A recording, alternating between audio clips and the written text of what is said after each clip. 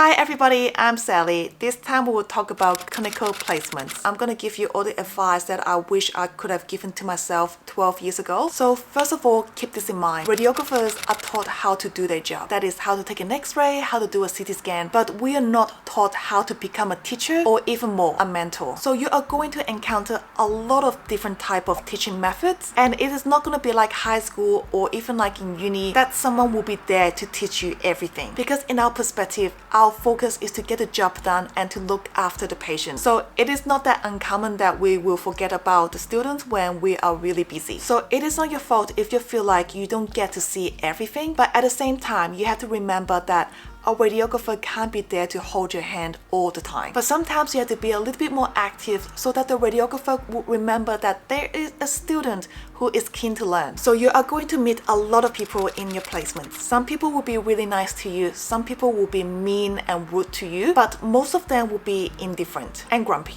So even I have sometimes become that grumpy person at work who is just not in the mood of talking or teaching. And just remember that it is not your fault. So to put that in perspective, imagine I have just finished a whole weekend of on-call. I have done 12 hours of overtime over the weekend, and now it is Monday. I have to show up at work at 8 a.m. doing all the emergency patients, answering phone call from the doctors, and now there's a student here who is very excited to have a tour of the department. Again, it is not your fault. But sometimes we are understaffed, we are overworked, and we are stressed. So I think most of you will have the same experience as I did, that your first clinical placement is your first real work experience. So after high school, I went straight to university to do radiography, and I had my first clinical placement after 6 months of studying. So I was still stuck in my high school studying mode, which is a bit passive, naive, and spoon-fed. So I did struggle quite a bit at the start of my uni because there isn't a clear structure about what's going to happen next. Because in a clinical place, anything can happen and everything is happening at the same time. So you don't really know where to put yourself. Do I want to go look at this x-ray? Should I go look at the CT scan even though I haven't learned anything about CT yet? And besides radiography technique, there's a lot of other things you need to navigate around the workplace as well. For example, showing up at work on time even though there could be a traffic jam, how to deal with difficult patients, and how to handle the colleague conflict. A lot of those stuff is out of your control. So just focus on what you can do, which is to be active in your learning. It is not a competition. So being a typical Asian student, I always feel like I need to get number one and I need to be the top of the class. In my first year, I was quite reluctant to help my fellow student or even my friends in uni. And then over the years, I have to let that go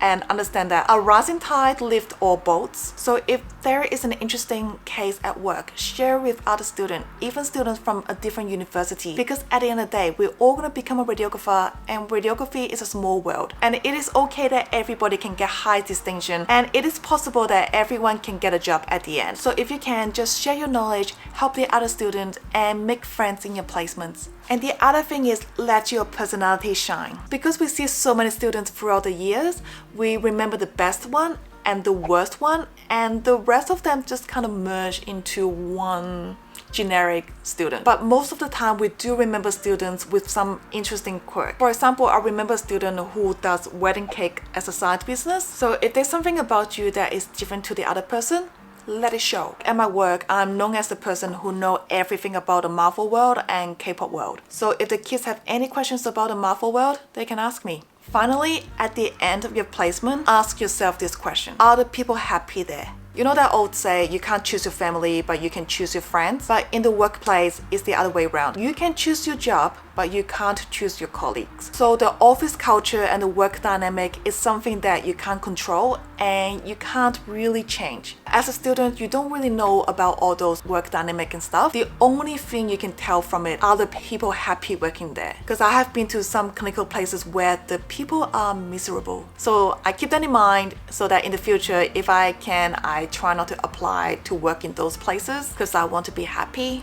In the next two videos, I'll talk about what to do and what not to do in clinical placements.